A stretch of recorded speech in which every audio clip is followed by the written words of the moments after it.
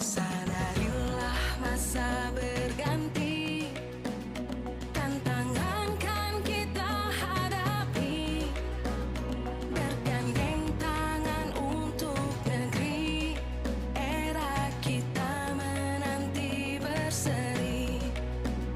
Kita pelajar Pancasila, kita bernafas dalam sila-silanya. Kita pelajar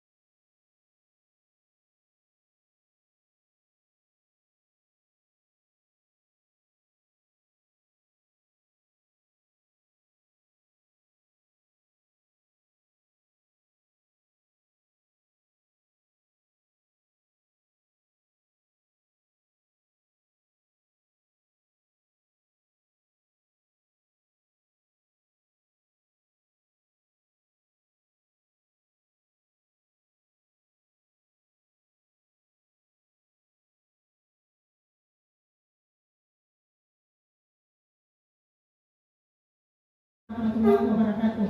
Waalaikumsalam warahmatullahi wabarakatuh.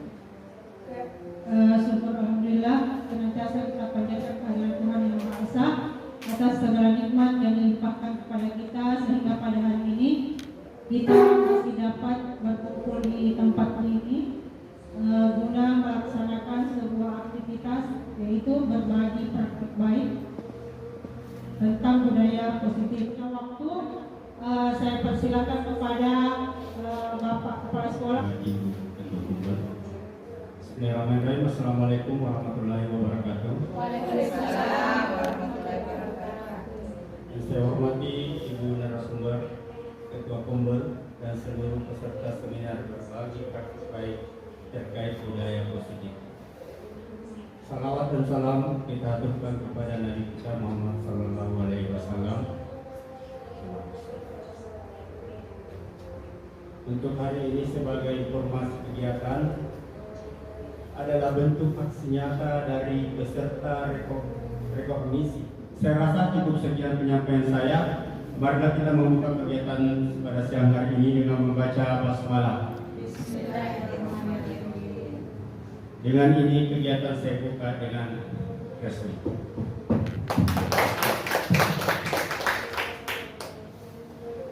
Ya baik, terima kasih Pak. Baik, selanjutnya kita langsung saja persilakan pemateri kita pada hari ini untuk menyampaikan paparannya terkait dengan praktik baik atau aksi nyata budaya positif. Kepada Ibu narasumber saya persilakan. Ya, terima kasih. Saya berdiri. Ini kau berdiri. Ya, bismillahirrahmanirrahim. Assalamualaikum warahmatullahi wabarakatuh. Waalaikumsalam warahmatullahi wabarakatuh. Yang saya hormati Bapak Kepala Sekolah dan Bapak Ibu peserta berbagi praktik baik untuk hari ini, yaitu tema kita mengenai budaya positif. Bapak Ibu sekalian, selama berkegiatan nanti kurang lebih 2 jam ke depan kita berkegiatan, saya akan memaparkan sedikit materi terkait disiplin positif. Kemudian kita akan melakukan praktik bagaimana membuat kesepakatan kelas. Selanjutnya kita akan mengubah kesepakatan kelas menjadi sebuah keyakinan kelas. Seperti itu. Lalu pula salam dan taslim atas junjungan kita Nabi besar Muhammad Sallallahu Alaihi Wasallam. Nah, Bapak Ibu sekalian, sebelum kita berkegiatan, Bapak Ibu, saya ingin kita berdoa dulu. Saya mau Pak Bapak-bapak yang mewakili dari Ibu untuk memimpin doa kita pada siang hari ini. Silakan mungkin Bapak yang pakai kopiah untuk memimpin doa.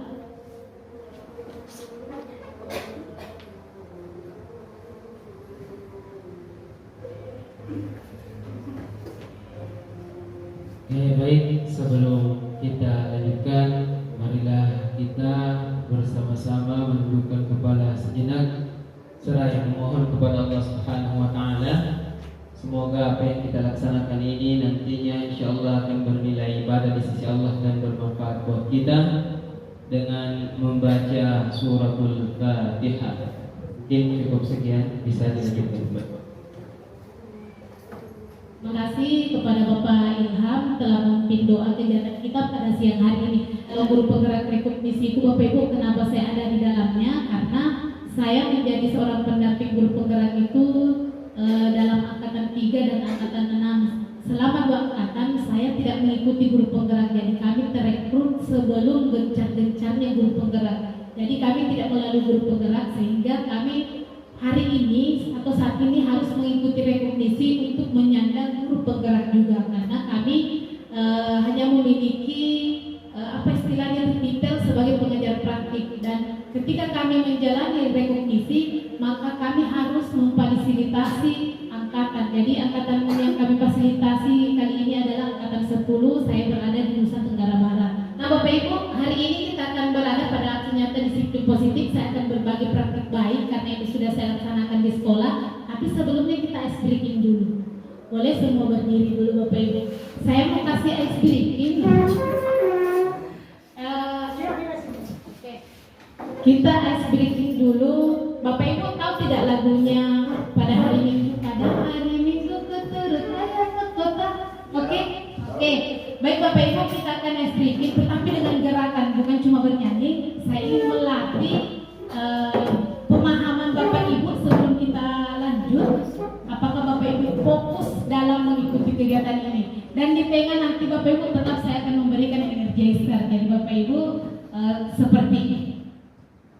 Jadi tangannya harus tepuk satu kali. Pada hari Minggu ku turut ayah ke kota. Satu lagi. Naik delman istimewa ku duduk di muka. 2, 1 mulai. Pada hari Minggu ku turut ayah ke kota. Naik delman istimewa ku duduk di muka. Ku duduk samping Pak Kusir yang sedang bekerja, mengendara kuda supaya baik jalannya. Tik tak suara kaki kuda. Tik tak suara kaki kuda. Bisa diperlancar. Untuk menghadirkan pembelajaran yang menyenangkan di kelas, Bapak Ibu bisa melakukan ice breaking dulu sebelum memulai kelas. Jadi Bapak Ibu sebenarnya ada banyak ice breaking yang mungkin saya mau nanti ada kelas khusus ice breaking saja. Boleh ya ambilnya? Ya. Jadi Bapak Ibu itu salah satu ice breaking yang bisa istilahnya untuk merefleksi dulu, untuk ini apa Bapak Ibu ya, bagaimana anak-anak bahagia dulu sebelum kita memulai pembelajaran. Jadi istilahnya gurunya dulu yang harus bahagia, kemudian anaknya. Kan seperti ini Bapak Ibu, terkadang kita adalah manusia biasa ya, terkadang kita membawa permasalahan dari luar masuk ke kelas kita. Akhirnya yang menjadi korban adalah anak-anak kita. Jika kita tidak mood dalam mengajar, anak-anak juga akan merasakan apa yang kita rasakan. Jadi Bapak Ibu bahagia dulu sebelum Bapak Ibu membahagiakan orang lain. Ini istilahnya Bapak Ibu, jadi satu kata dari saya, bahagia dulu sebelum membahagiakan orang lain. Baik, tidak apa-apa, yang terlambat nanti sebentar kita ulang breakingnya ya Bapak Ibu. Oke, nah sekarang masalah disiplin positif. Oke. Nah, tujuan pembelajaran kita untuk hari ini atau tujuan kegiatan kita adalah Bapak Ibu akan memahami peran sebagai guru untuk membangun budaya positif dengan menerapkan konsep disiplin positif dalam berinteraksi dengan murid. Nah Bapak Ibu terbayang tidak kalau kita katakan budaya? Budaya apa sih yang namanya budaya? Mungkin ada yang bisa memberitahu teman-teman? Kebiasaan. Oke. Kebiasaan. Ajira mengatakan kebiasaan. Mungkin ada yang lain? Hanya itulah yang menjadi budaya kita. Jadi pada saat kita mengajar di kelas, apa yang ibu guru lakukan, kata guru adalah role model bagi anak-anak, maka itu nantinya akan membekas ke anak-anak kita. Contoh seperti ini Bapak Ibu, saya pernah menonton sebuah video, ada seorang guru yang setiap harinya datang ke sekolah, kemudian ada bujang sekolah yang setiap hari mengepel, kemudian guru tersebut ketika datang tidak serta-merta langsung masuk ke ruangan, mungkin kadang membantu yang mengepel atau ada yang sedang membawa buku atau barang, kemudian guru itu membantu. Nah, apa yang menjadi efek jangka panjang dari ini adalah murid yang melihat akan melakukan hal yang sama. Kemudian ketika melihat orang susah, refleks murid-murid itu akan membantu. Dan ada juga yang pernah pada saat ada seseorang yang siswa tinggal duduk sendiri dan dia selalu mendapatkan perundungan. Nah, ketika seorang guru mendekati anak tersebut, kemudian menguatkan hatinya, memberikan apa yang dia inginkan. Contoh, karena ada anak kan tidak semua anak ke sekolah itu sama, bahwa ada yang bawa belanja atau apa, dan guru itu memperlihatkan kepada murid-murid lain bahwasanya seperti ini loh cara kita memperlakukan teman kita yang berada ekonomi ke bawah. Akhirnya jangka panjang dari tersebut, dari apa yang dilakukan guru tersebut, anak-anak lain sudah tidak ada yang mau merundung atau membuli. Jadi seperti itu. Jadi tujuan kita adalah berinteraksi dengan murid dengan budaya positif. Nextnya Bapak Ibu. Nah, Bapak Ibu, budaya positif Bapak Ibu bisa lihat merupakan perwujudan nilai-nilai atau keyakinan universal. Diyakini yang apa sih yang diyakini? Jadi ini yang harus kita tahu dulu. Budaya adalah perwujudan dari nilai-nilai keyakinan universal. Keyakinan universal kan seperti ini. Kalau Bapak Ibu itu bahwa budaya positif dengan perubahan paradigma tentang teori kontrol. Istilahnya ada istilah teori kontrol. Ada ilusi bahwasannya guru itu bisa memerintah anak, ya. Kemudian orang dewasa itu bisa istilahnya orang dewasa bisa mengatur, ya. Kan seperti itu. Selama ini kita sebagai seorang guru, kita yakin dan dengan pedenya bahwasannya apa yang saya sampaikan di depan kelas itu yang akan diikuti anak-anak. Dengan pedenya seperti itu kita selama ini. Padahal mereka juga punya keinginan loh Bapak Ibu. Dan apa sih arti kata merdeka bagi kita? Bagaimana cara kita memerdekakan anak dalam belajar? Nah itu yang harus kita pahami. Kita yang mengontrol anak, semuanya maunya kita. Bahkan apapun yang ada di dalam kelas itu maunya kita. Anak-anak, meja di sana, papan tulis di sana, ini di sana. Pokoknya kita yang serba kita yang mengatur. Artinya kita yang mengontrol. Jadi inilah namanya ilusi kontrol. Ilusi kontrol ya, bahwasanya kita mampu mengatur seseorang, tapi sebenarnya tidak. Nah Bapak Ibu, selama ini kesadaran akan penerapan disiplin masih berdasarkan motivasi ekstrinsik. Yang seperti apa motivasi ekstrinsik? Sebentar juga kita akan bahas. Mungkin Bapak Ibu pernah mendengar kata hukuman dan istilahnya bujukan, ya, atau istilahnya hadiah. Nah itu motivasi. Misalnya seperti ini, anak-anak, nanti kalau misalnya ada yang bisa jawab nomor ini, saya kasih permen. Itu kan seperti itu. Yang dulunya anak-anak ikut lomba seperti ini. Dan Bapak Ibu harus ingat bahwasanya prestasi juga itu bisa menghukum. Mungkin ada yang ini, apa sih maksudnya prestasi bisa menghukum? Karena Bapak Ibu misalnya. Jadi saya lanjut lagi. Budaya positif sebuah keyakinan atau nilai yang menjadi kesepakatan bersama yang dilaksanakan terus-menerus sehingga menjadi kebiasaan. Konsisten Bapak Ibu menjadi kebiasaan. Bahkan budaya positif berarti kita harus tahu apa-apa saja bisa kita lakukan. Berarti Bapak Ibu kita melakukan apa? Melakukan kedisiplinan, disiplin dan disiplin positif. Bapak Ibu juga harus ingat bahwasannya guru adalah seorang pendidik. Pendidik itu ibaratnya petani Bapak Ibu, petani atau pekebun. Petani itu apa? Menuntut tumbuh kembang padi. Nah, menuntut tumbuh kembang padi artinya begini. Pada saat kita menuntut tumbuh padi, tidak mungkin kita menuntut tumbuhnya seperti jagung. Tidak mungkin ya. Padi yang kita tanam tidak akan pernah menjadi jagung. Sama dengan anak-anak kita. Anak A tidak mungkin jadi anak B. Anak B tidak akan jadi anak C, dan seterusnya. Jadi menuntut segala kodrat yang ada pada diri anak untuk mencapai keselamatan dan kebahagiaan yang setinggi-tingginya di dalam masyarakat sebagai individu dan sebagai masyarakat. Itulah esensi dari menuntun. Jadi menuntun, jadi kita ini ibaratnya pendidik itu adalah petani. Jadi kita petaninya, anak-anak adalah padinya. Jadi di mana anak-anak itu kita tanam, berarti di sekolah yang kualitasnya baik. Kualitas apa ya? Kualitas sumber daya manusianya dulu, gurunya dulu harus baik, kemudian menuntut anak menjadi baik. Bagaimana guru memiliki karakter yang baik jika gurunya tidak memahami seperti apa disiplin positif yang harus kita tanamkan di sekolah. Oke Bapak Ibu, masih aman sampai di sini? Oke, aman. Sekarang Bapak Ibu, nilai-nilai kebajikan universal kita akan melihat. Nah sekarang Bapak Ibu, sebelum kita lanjut, kepala tangan begitu seperti ini. Misalnya saya adalah A, Ibu Ketua Kopel adalah B. Coba genggam erat-erat tangannya. Misalnya ada sesuatu yang disembunyikan di dalam tangannya dan saya memaksa untuk membukanya. Apakah Ibu Ketua Kopel yang mau membuka? Tidak. Dan ini merupakan pendirian dia. Apakah dia mau membuka? Tidak akan ya? Tidak akan Bapak Ibu. Itulah ilusi kontrol kita sebagai manusia, bahwasanya kita mampu mengendalikan orang lain, tapi sebenarnya tidak. Makanya ada kata merdeka. Sekarang kurikulum merdeka. Merdeka artinya tidak terperintah.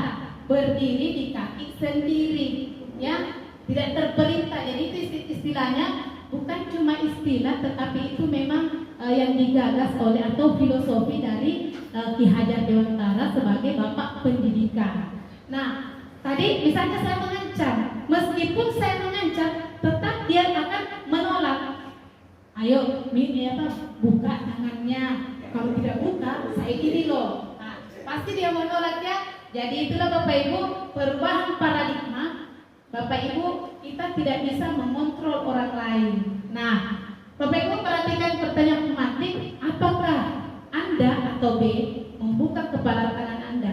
Mengapa? Apa alasan Anda atau B? Kepada ibu pemateri yang memberikan kesempatan, meskipun kami datang terlambat.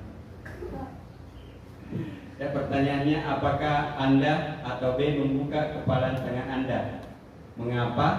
Apa alasan Anda atau B membuka kepala tangan Anda? Anggaplah Anda membuka.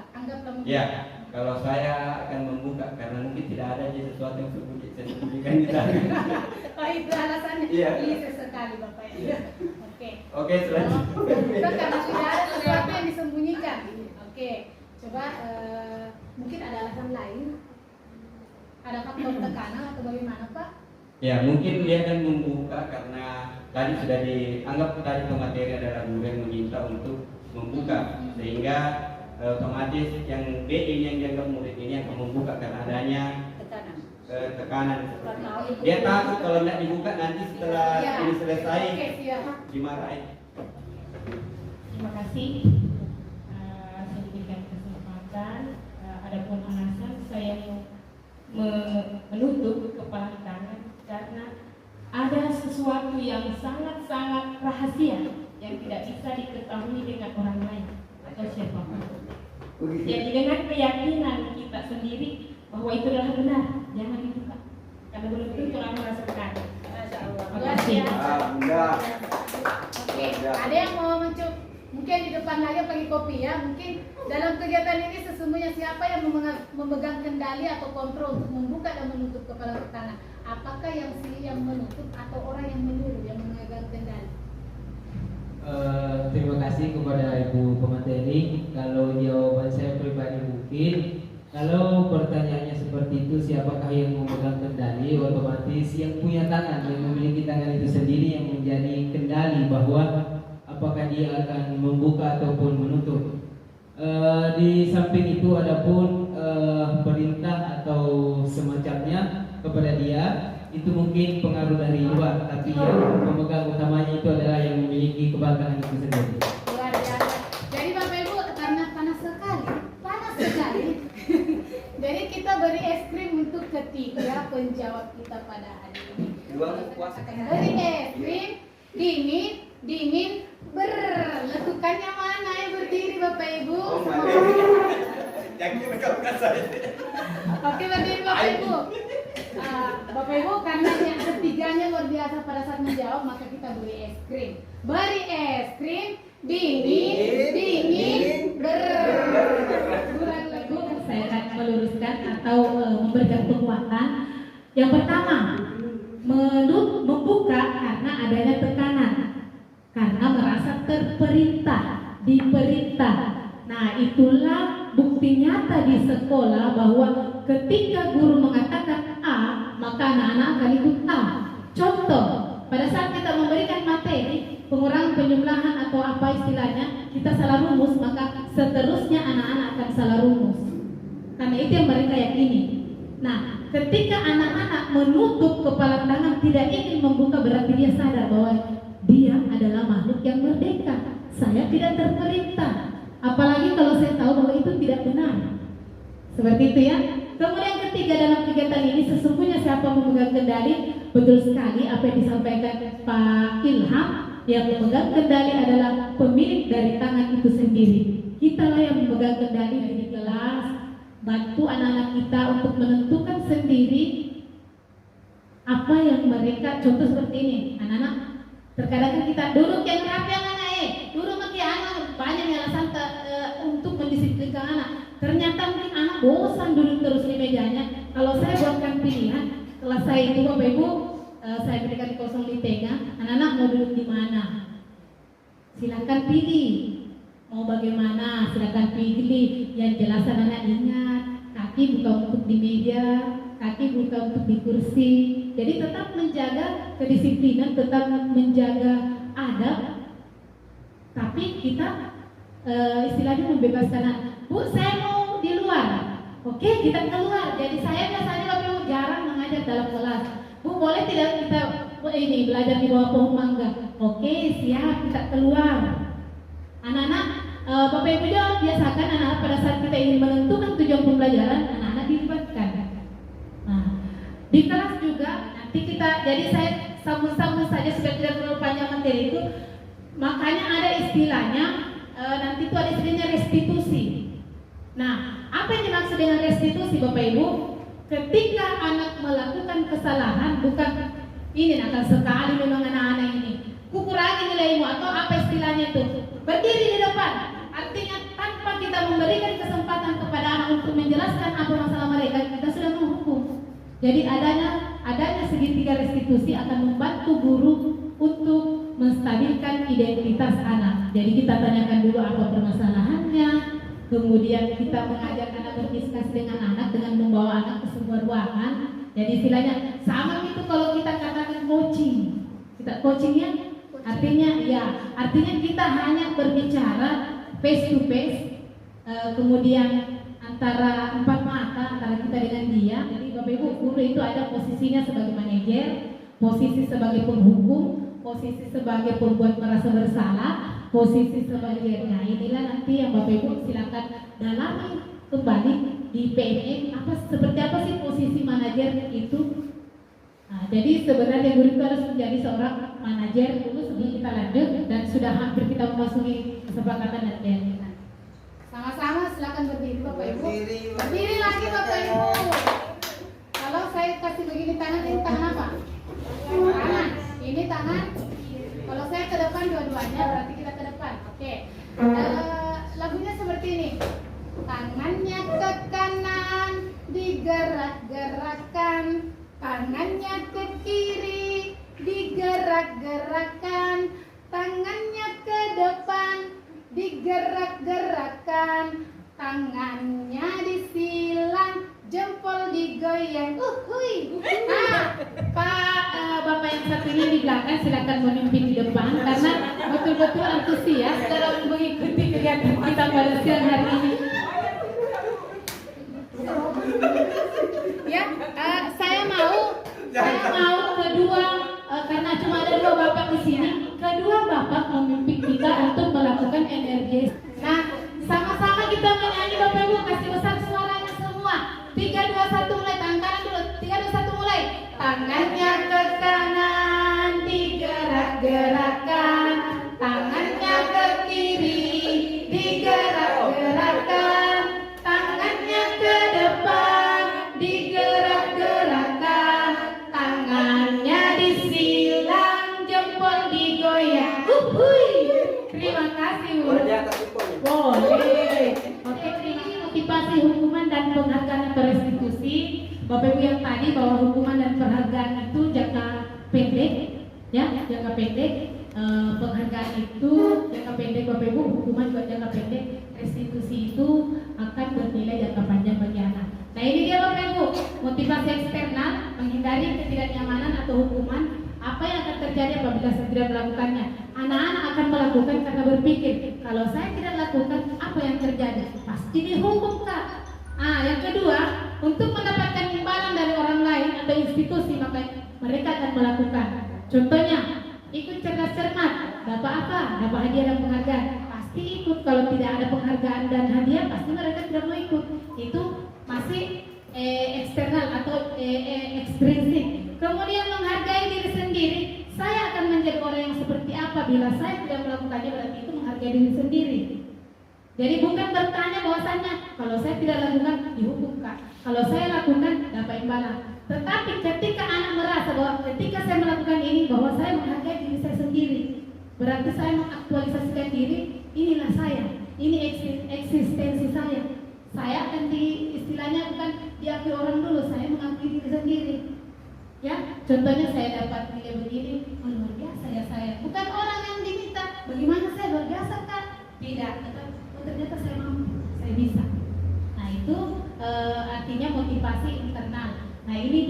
tujuan disiplin positif. Motivasi eksternal, hukuman imbalan tidak bertahan lama.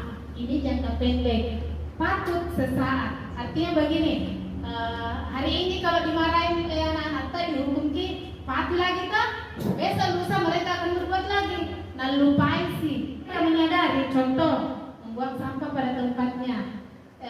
Tapi kalau kita paksa buang sampah, jangan buang sampah itu selalu ngomong jadi terus, sementara guru mereka berlalu lalang tanpa mengambil sampah satupun. Artinya apa? Satu perbuatan lebih berarti daripada 1000 kata-kata. Catat. Jadi misalnya guru lewat mengambil satu sampah, anak-anak akan lihat guru bisa dia mengambil sampah. Sementara teman, bunyi sampah di sana. Tiap hari seperti itu, anak-anak kampung kalau gurunya ngomong, kalau tidak ngomong diambil.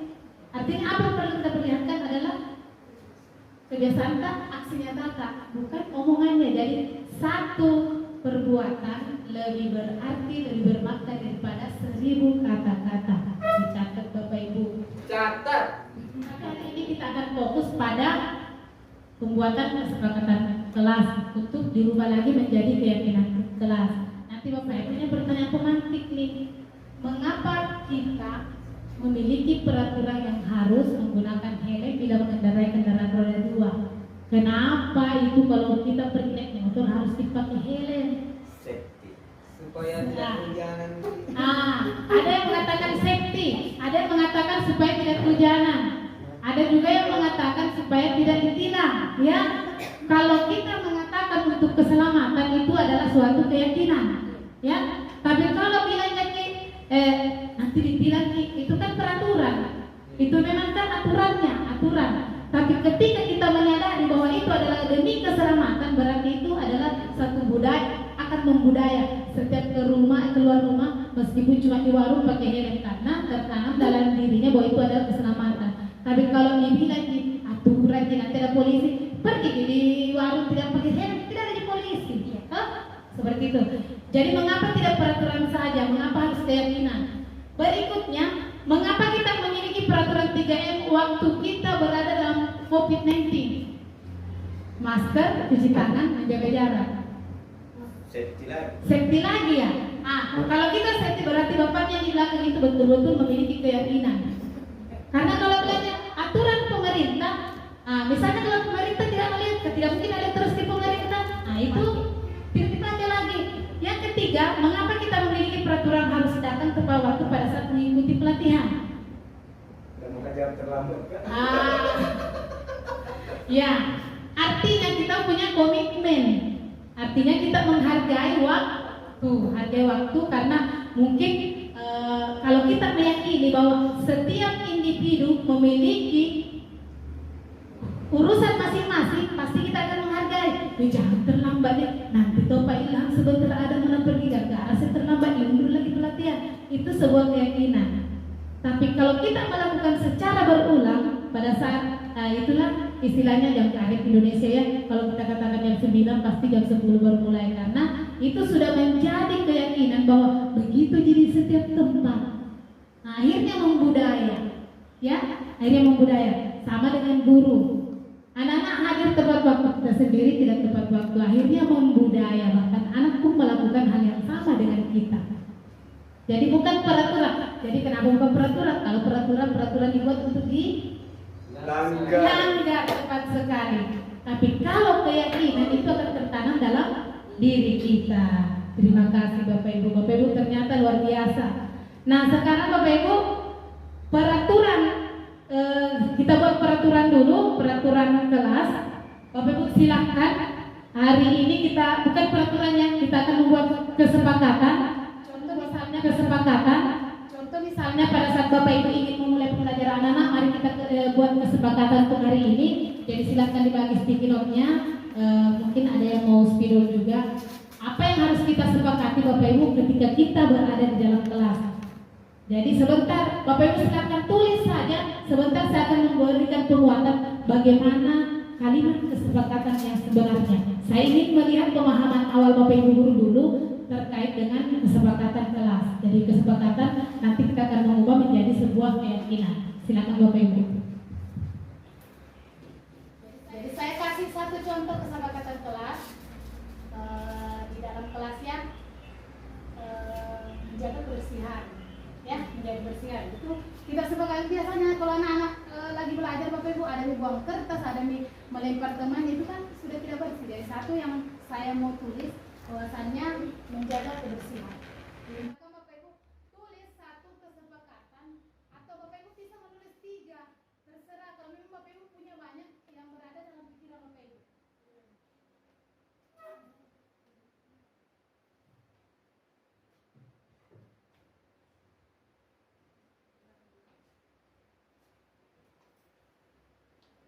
Jadi kita akan berakhir di 1:30.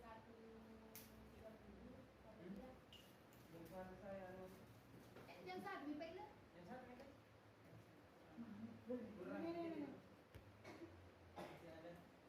Tapi kalau cepat di akhir kita akan merefleksi kegiatan.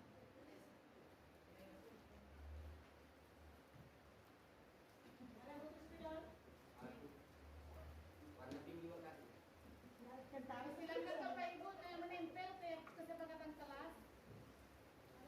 Ada yang bisa memfoto pada saat menempel ini akan dokumentasikan.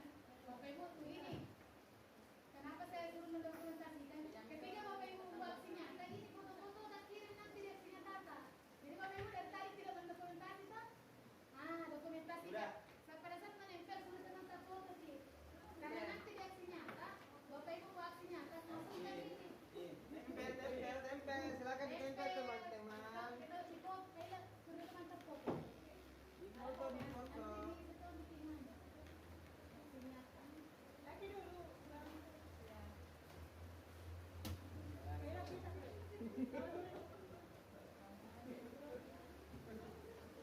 Kesepakatan dulu Bapak Ibu.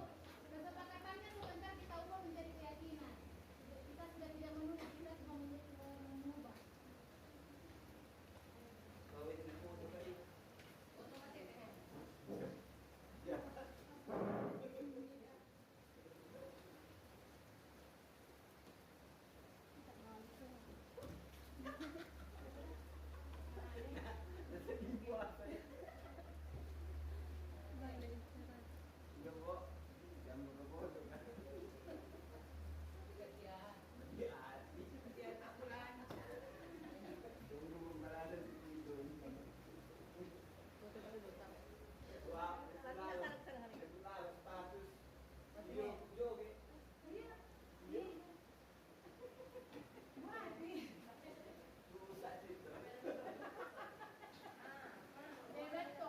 Pokoknya kalau kembali berolahraga nanti kasih begitu siswa.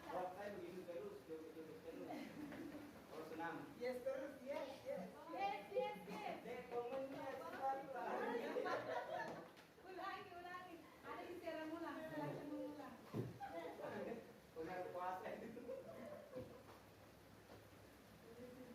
Muridku dulu, banyak anak muridku tuh sudah menulis, jadi sampai membuka balik kembali semua lagi menulis.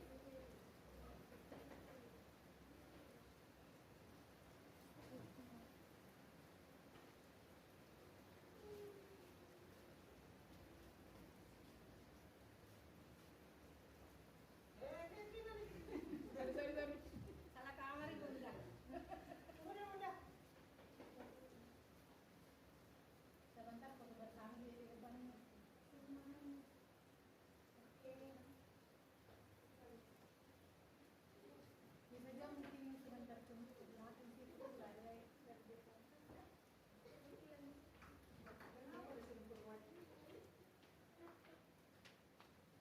melihat dan mengelompokkan yang sama, tidak ribut. Bikin apa nih forum sendiri saya itu tidak ribut, tapi bikin forum sendiri, kemudian tidak ingin mengganggu teman belajar. Berarti ini harusnya 2 tempat ini menjaga kebersihan, tidak makan saat pembelajaran berlangsung, berarti tertib. Jadi masuk tepat waktu, datang tepat waktu, berbicara sopan, Ada dua di sini berbicara sopan dengan yang ini, yang bagian ini. Kemudian datang ke sekolah tepat waktu sama, berdoa sebelum belajar, menjaga kebersihan. Jadi menjaga kebersihan sama. Nah, Bapak Ibu, ketika kita membuat kesepakatan kelas tidak ada kata negatif, kalimat negatif. Tidak boleh membuang sampah, tidak boleh ini, dilarang ini. Itu adalah tata tertib yang pernah kita lakukan lalu-lalu sebagai satu peraturan kelas. Tidak boleh mengganggu teman, tidak boleh, padahal boleh diartikan menjadi kalimat positif. Kemudian Bapak Ibu, setelah Bapak Ibu menyepakati, Bapak Ibu tidak ada yang menulis, angkat tangan jika ini bertanya. Kan seperti itu ya. Kalau misalnya dalam kelas anak-anak tidak mengerti, langsung ribut. Apa itu ada di sebelah sana pun. Kalau anak bu, kalau ini, jadi saya kan gaduh dalam mata saya menulis di sebelah sana. Pak Ida mau, oke. Nah, begitu dulu. Kalau misalnya menjaga kebersihan, misalnya tidak membuang sampah dalam kelas atau membuang sampah pada tempatnya, berarti ini menjadi sebuah, dari saya tadi nanti ini menjadi sebuah keyakinan. Di sini keyakinan satu, kebersihan saja ya. Tadi kalau kita memakai helm berkendara berarti keselamatan. Nah, keyakinan pertama kebersihan. Kalau nanti anak-anak, keyakinan pertama kita adalah kebersihan. Berarti apa yang anak-anak lakukan jika berada dalam ruangan atau berada di luar ruangan, pasti bilang anak-anak tidak mencoret dinding, tidak membuang sampah, ada semua minta. Berikutnya lagi berdoa sebelum belajar. Ini kalau berdoa sebelum belajar masuk dalam apa? Bapak Ibu, ayo kita yang ini. Disiplin barangkali Bapak. Di disiplin dan apa? Kita yakini. Apa kira-kira yang bisa diyakini ketika kita berdoa sebelum atau sesudah belajar? Apa yang diyakini? Rasa syukur. Jadi rasa syukur dan mengingat. Berarti itu profil Pancasila dalam poin berapa? Beriman bertakwa kepada Tuhan yang Maha Esa. Jadi itu yang diyakini. Berarti harus ada di iman dan bertakwa. Beriman dan bertakwa. Jadi kita yakini seperti itu. Nah, kemudian tidak ribut. Misalnya tidak ribut, tidak mengganggu teman. Apa yang kita yakini ketika kita tidak ribut? Apa yang diyakini? Keamanan. Apalagi? Tenang, tentram. Jadi boleh tak keamanan? Boleh. Bapak Ibu silakan mengeksplor. Apakah Bapak Ibu mengambil keamanan atau kenyamanan? Kenyamanan kayak nyaman.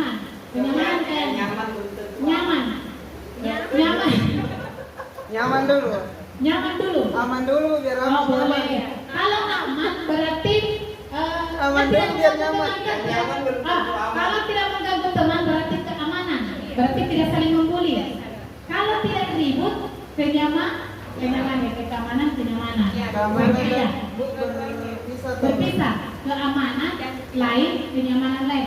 Kalau keamanan tidak usil dengan teman, tidak mencubit teman, kan biasa kalau belajar mencubit temannya, nah lempar temannya, berarti keamanan, membahayakan orang lain. Kalau misalnya ada ribut, ada berteriak-teriak, ya, maksudnya ribut yang tidak semestinya dalam kelas, berarti itu kenyamanan. Nah, kenyamanan. Jadi nanti Bapak Ibu keyakinan kelas, dan ketika membuat aksi nyata, Bapak Ibu foto kesepakatan kelas, baru foto keyakinan tak. Ternyata setelah membuat kesepakatan, dari kesepakatan yang ada kita ubah menjadi sebuah keyakinan. Nah, keamanan, kenyamanan. Kemudian berbicara yang sopan dan baik. Apa itu Bapak Ibu yang kita yakini? Menghargai orang lain. Jadi menghargai. Datang tepat waktu berarti disiplin waktu.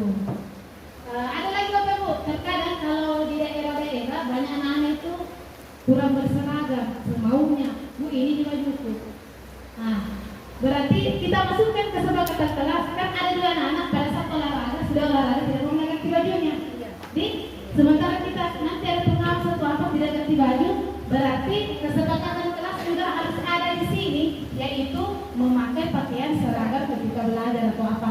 Tapi tapi cukup saja memakai pakaian seragam. Nah, keyakinan yang kita yakini adalah keseragaman supaya tidak ada timbul istilahnya perbedaan ya. Terima kasih untuk Bapak Ibu. Nah sekarang kita jangan dikasih es krim. Nah kita kasih, oke, kita kasih yang hangat-hangat, yang manis-manis dulu ya. Sama tadi es krim ya Bapak Ibu. Kita kasih permen untuk Pak Ine. Jadi silakan berdiri lagi Bapak Ibu. Sebentar kalau kita katakan sosis, semua menghadap ke Pak Ine. Jadi kalau saya katakan beri permen, manis-manis, sosis. Iya, saya.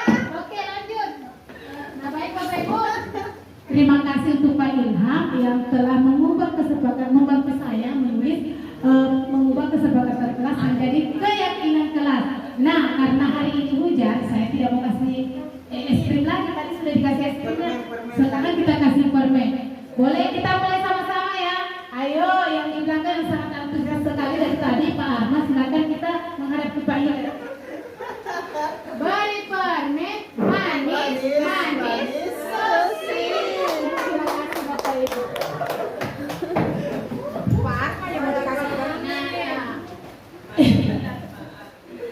Iya Bapak Ibu, itulah mengapa pentingnya membuat kesepakatan di dalam kelas. Ini budaya Bapak Ibu.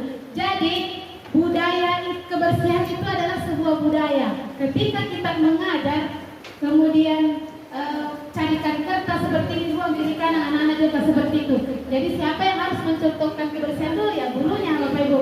Ketika kita menyuruh anak-anak kita untuk berpakaian rapi, sementara kita ke sekolah pakaian tanpa disetrika, mohon maaf Bapak Ibu, bukan istilahnya kita terlalu mau dibilang menyetrika pakaian, tetapi Bapak Ibu perlihatkanlah bahwa kita ini orangnya rapi, ya. Nah, ketika luaran kita seperti itu, apalagi dalamnya, Bapak Ibu ya, luarannya seperti itu, apalagi dalamnya.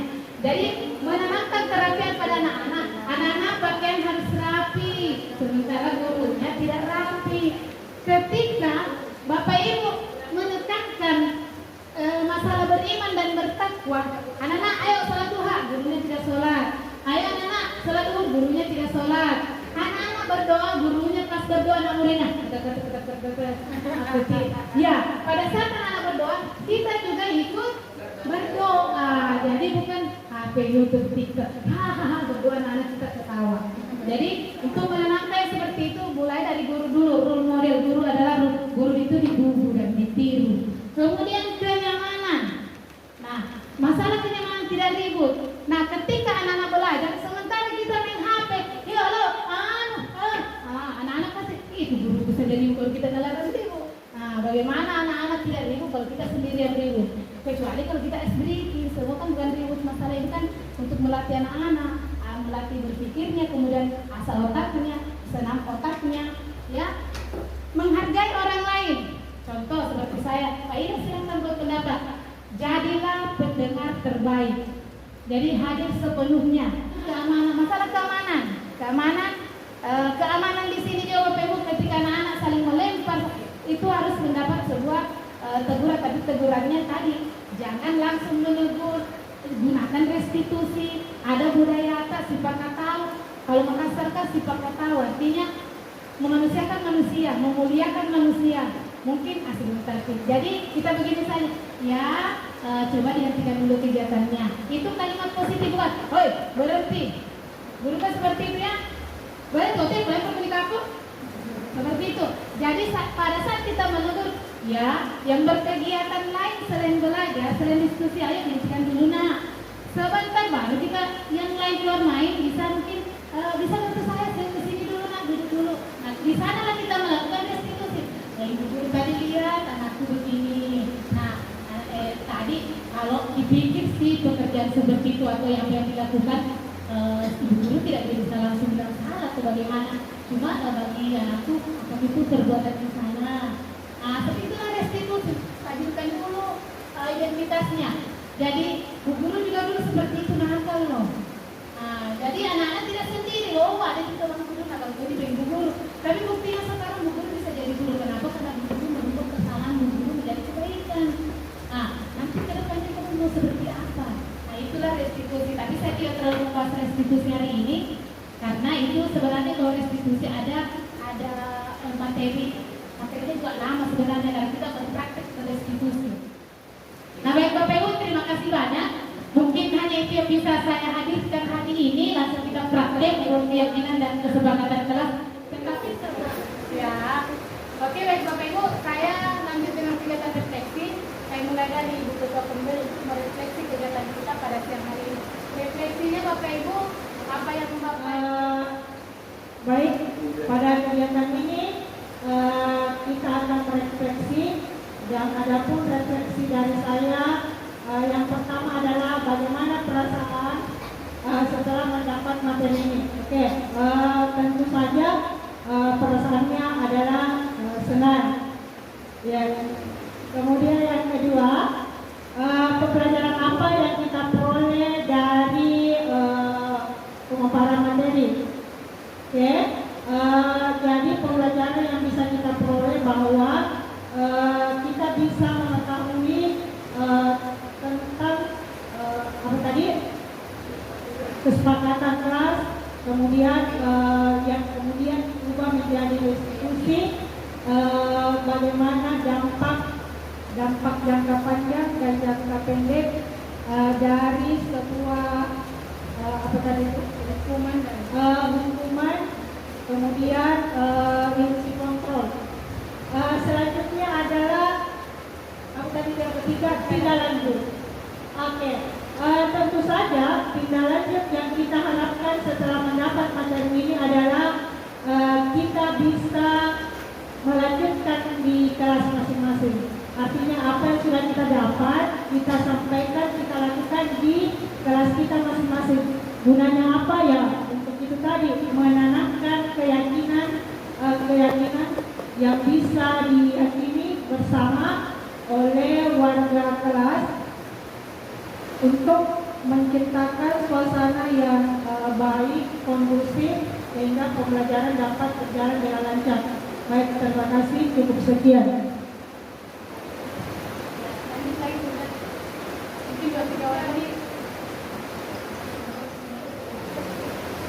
Perasaan saya selama mengikuti kegiatan hari ini, saya merasa senang.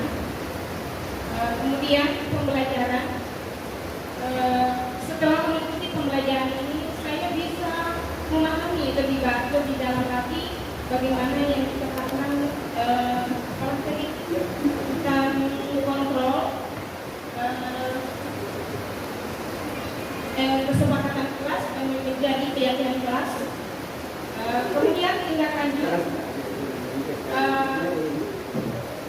untuk memberikan atau melaksanakan kelas kita masing-masing supaya kita lebih mengerti dan memberikan kepada anak bahwa anak itu bisa kita lihat dengan kontrol dengan sebaik-baiknya dan menjadi tanggung jawab kita juga sebagai guru bagaimana cara menanamkan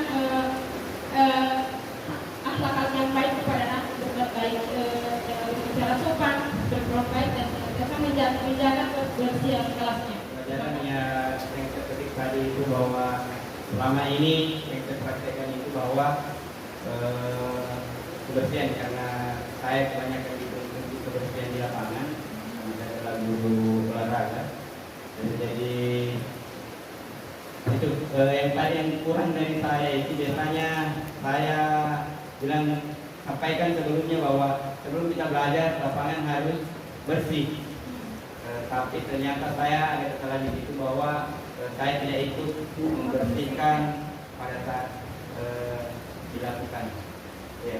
Kemudian kalau rencana ke depan otomatis saya harus perbaiki apa yang Bapak Ibu, terima kasih telah melakukan refleksi kegiatan kita pada siang hari ini. Saya sangat bahagia dan semoga Bapak Ibu guru juga dalam mengikuti kegiatan pada siang hari ini merasa bahagia, karena di kami sebagai fasilitator guru penggerak itu di kegiatan kami itu salam kami itu adalah salam dan bahagia. Jadi ketika Bapak Ibu mulai mengajar atau untuk mengakhiri pembelajaran setelah beri salam, itu jangan lupa salam dan bahagia anak-anak.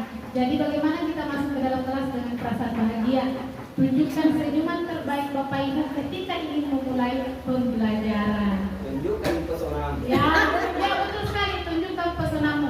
Jadilah guru yang dirindukan oleh anak-anak. Ada kan begini Bunda, besok saya tidak hadir karena saya hore. Nah, ketika kita mengatakan anak-anak besok saya tidak hadir, anak-anak dari itu yang paling enak daripada Saya banget itu. refleksi tanpa belajar itu bahaya. Belajar tanpa refleksi itu sia-sia.